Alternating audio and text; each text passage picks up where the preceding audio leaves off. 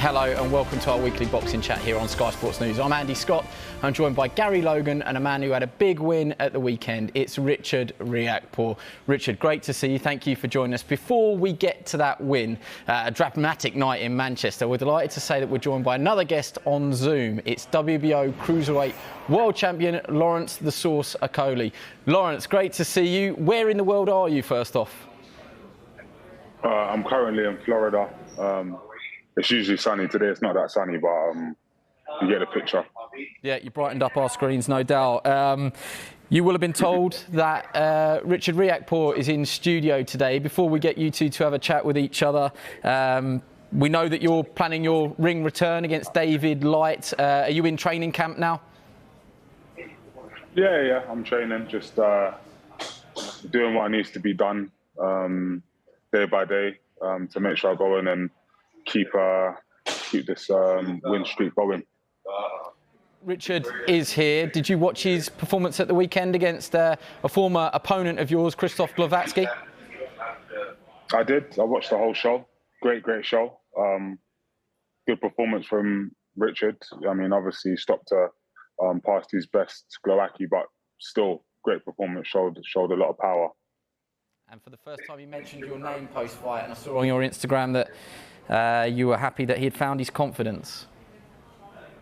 No, agreed. Do you know what I mean? Richard is someone that, you know, I've known of for a long time. We're all in the same country. So it's good, you know, it's because for me, I find it bizarre that there could be a world champion in a country and no one really says his name. Obviously, I don't want to talk about myself in the third person. So it is interesting to see after the fight, although he mentioned my name third or kind of like it was, I didn't really believe it, but he said it and here I am. Richard, I mean, you can have your response to that. You mentioned it third in the list of champions, and perhaps you didn't mean it. What's your response to that?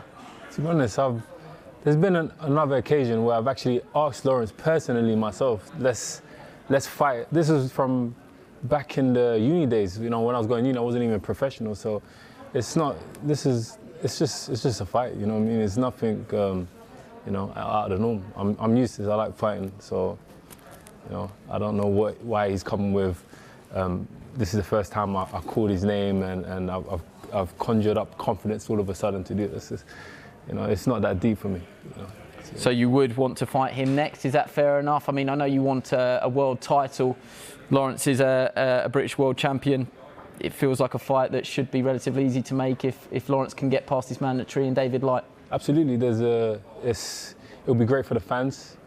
Two good fighters. Lawrence is somebody that I respect as a fighter. He's done really well in his career. And, you know, I believe I'm number one. I've always believed it deep within me. And it will be a good chance for me to prove it.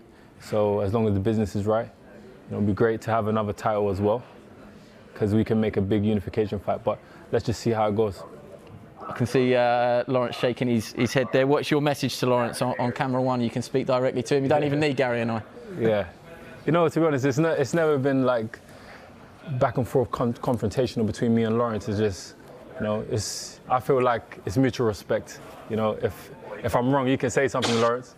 But yeah, we can get on for sure. Lawrence, is there mutual respect there?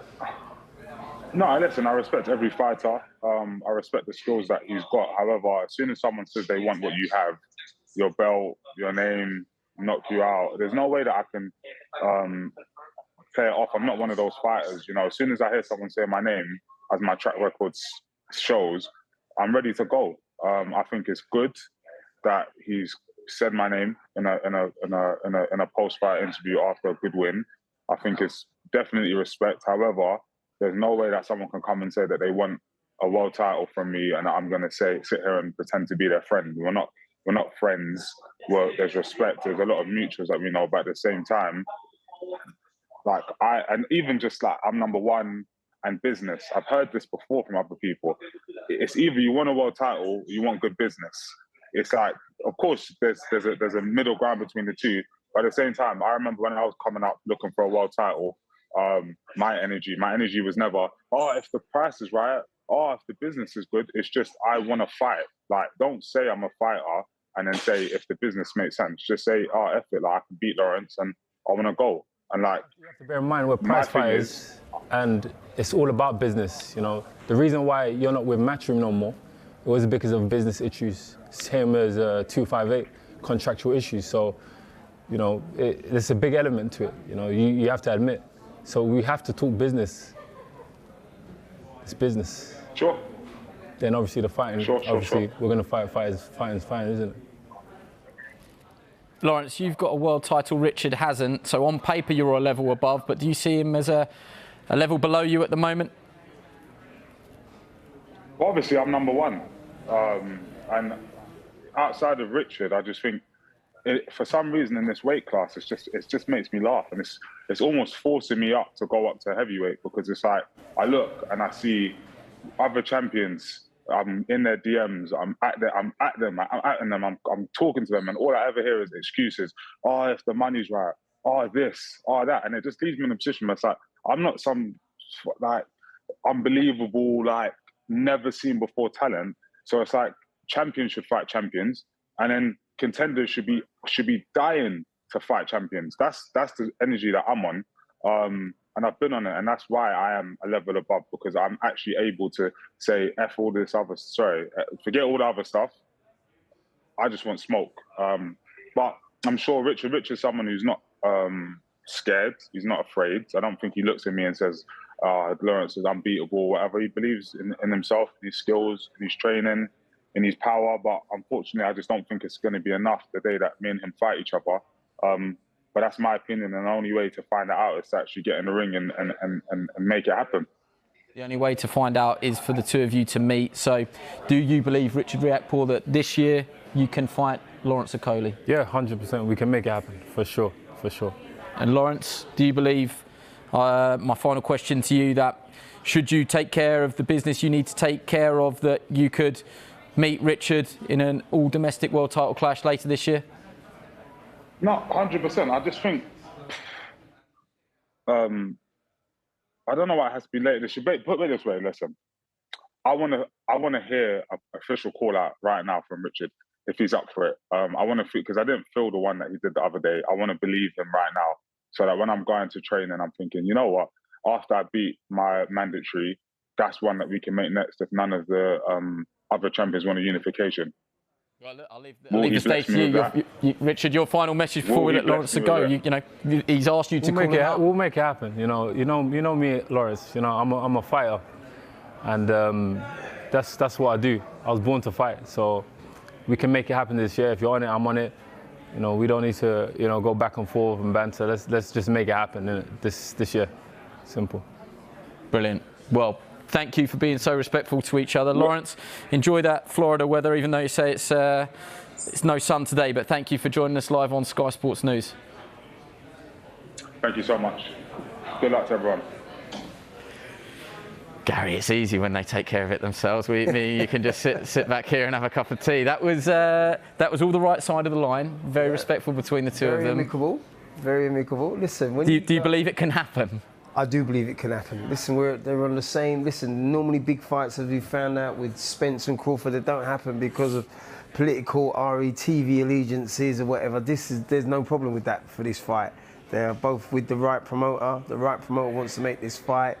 They obviously want to make this fight. We, as British fans, want to see it, and it'll be a world spectacle simply because we know that one of them's going over. Yeah, if not both of them in the same fight, who knows? But someone's getting chinned in that fight, and so it's an exciting fight. This confidence has come off the back of a brilliant performance at the weekend against Krzysztof Glowacki, someone that Lawrence has fought previously, and he did have a little dig there that said that this was a past his best. Glowacki, still a very dangerous operator. Are you happy with how you dealt with him in such style? Yeah, absolutely. I feel like the Glowacki that boxed Lawrence, I feel like it was easier. If that Glowacki fought against me, I would have got him out in one round. That's my honest opinion. That Glowacki, he went back to the drawing board and he came with a different style. He wasn't leading over to his left as he was with Lawrence. He wasn't as stationary. He had that European styles coming with his hands high, trying to take away my jab, hitting my arms as you saw. So yeah, it was definitely a harder Glowacki, but we got him out there you know, earlier than that what body Okolie shot, did. Richard, I have to stop you. That body shot there is just incredible that you landed. That was almost the start of the end there, and the headshots, it's very tough to the head, and he was still trying to avoid these punches, but did you know that you unlocked him straight away with the body shot? And yeah, we know like, you're a good finisher. So my body shots, that's probably my favourite shots. And that right hand landed. you know, once you feel one of them shots from the midnight train, it's game over. It shuts down the whole system. You're wincing there, Gary. I mean, this is heavy-handed, big punching. Heavy-handed, turn through Tommy Hearn style right hands. You know, I mean, there's one of those right hands. If it had caught Gloviaki as he's going back into the corner, that would have been it all over. You just see Richard's back coming right the way through. So that's technically brutal. That's technically excellent.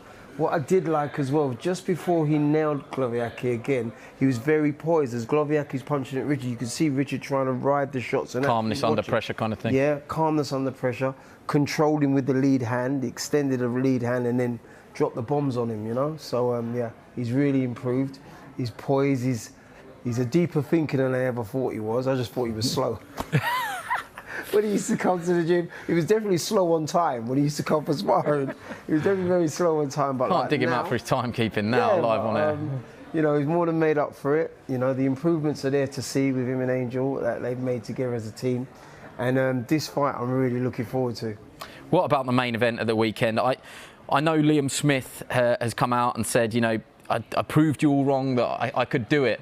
I would say outside of Team Smith, nobody thought that was possible. Richard, I'll come to you first. You've sparred Chris Eubank Jr. The Eubank chin, it isn't a myth. At 168 against George Groves, George, huge puncher, could not do what Liam Smith did, and it was accuracy, and in the end, it was brutal. Yeah, that's what it comes down to. The accuracy of Liam Smith's shots was unbelievable, and it just shows you at that high level. If you make a little mistake, trying to let's just say, use a defense which shouldn't be used in a certain position, or underestimating a fighter in any way, you will be punished. And that's what happened, unfortunately, to Chris Eubank. And I felt sorry for Eubank, but you know, that's just how the game goes. We have never seen Chris Eubank Jr. like we're seeing him on the screen now, and I think that was probably the biggest shock factor. What about the future, Gary? Will Chris want to activate that rematch clause? He says so. Play promoter, play manager, play Chris Eubank Jr. just for a second. Well, you tell me. If he does it at 160, he's got to make sure that he's strong at that weight. You know, he's campaigned very well at 168, looked very strong at it the other day. It's not Liam's fault, but you know, many people have said at the weigh-in he didn't look like the old Eubank at the weigh-in. Does that take away from Liam Smith, though? It's easy to say that now, isn't it? Look at the technical expertise of those shots. He's just like, basically, when you're in the style and trying to get out of the way, that Eubank's trying to get out of the way, a good right hand over the top and a left uppercut, always bringing him up. You catch him with one shot over the top, and you bring him up with the other shot. They're always going to prove difficult for that sort of style to defend against. And that's what we saw, because our first right hand that hits him before the uppercut is the one that glanced him on the top of the head, and I think that's the one that really did buzz him. The damage. Because he didn't see it coming, and this is what I'm saying, the fundamentals of defence is that a lot of good fighters, like you saw with Richard, when Gloviaki's trying to let his hands go, Richard's watching him with his hands up, so he's in position to defend himself. Anything that lands, he can absorb it better. So I think that Chris has got a lot of work to do to beat Liam Smith in return, because Liam's marketing power, his bargaining power, and not last of all, his skill factor is very, very high.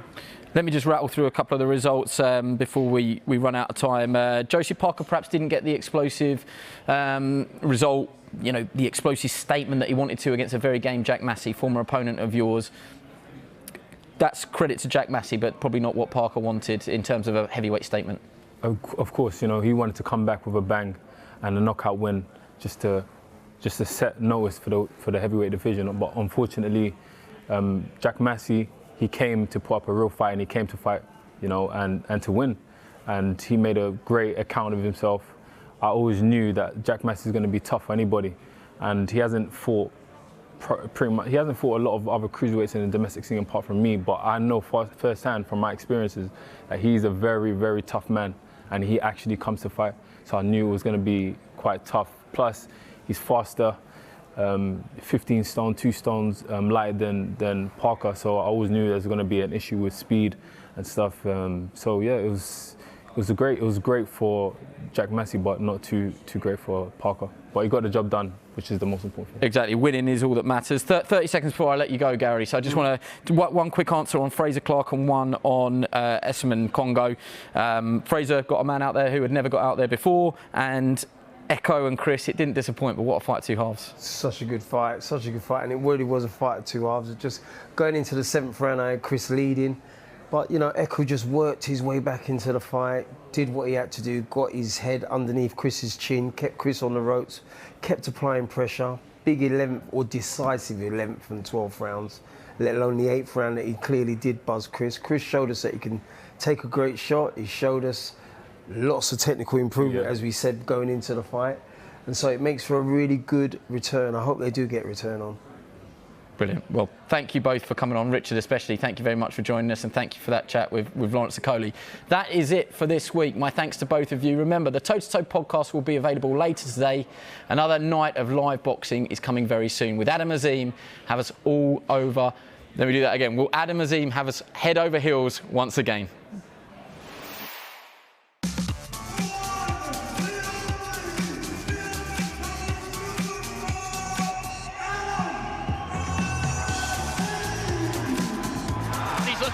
To tee off here, Azim. He's got 45 seconds or so remaining. And Charlton goes down. He's just hanging on. But dear life here, down he goes again from a big left hand.